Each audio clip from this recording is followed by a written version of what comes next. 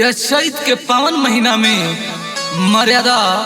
पुरुषोत्तम राम के जन्म भइल रहे। तब भगवान पुरुषोत्तम राम का जन्म गीत आप लोग चैता के रूप में सुनी जा। चैत के महीना ये रामा, चैत के महीना, चैत के महीना ये रामा,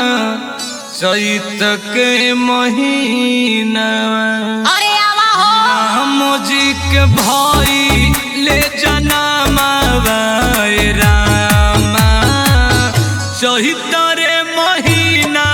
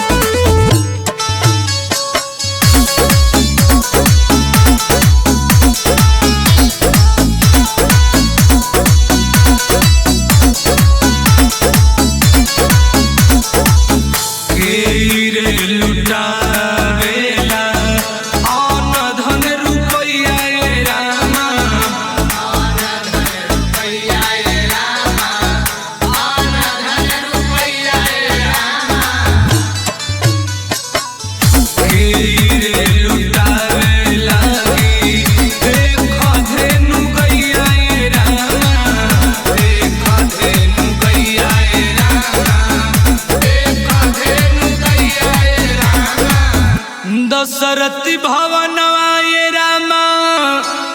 दशरथी भवनवा,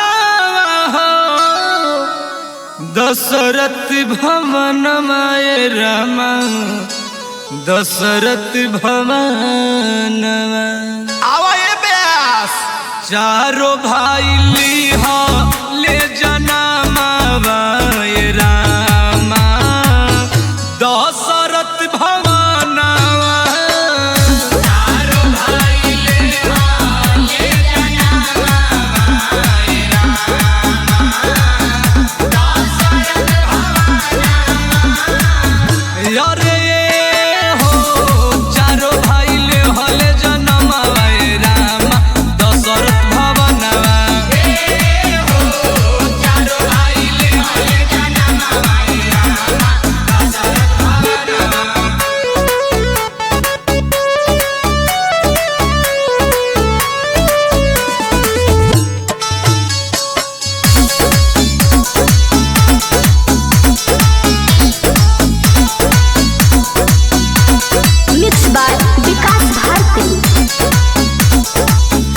पालना मिलल ना झूले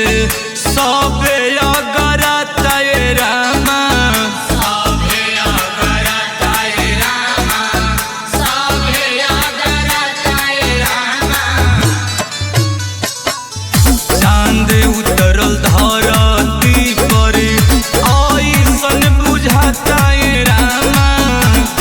ऐसन बुझाता ये रामा,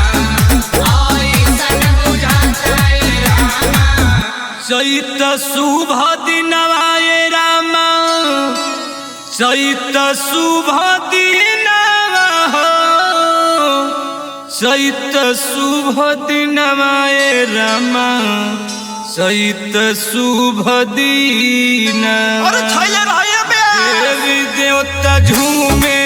ले गगनवा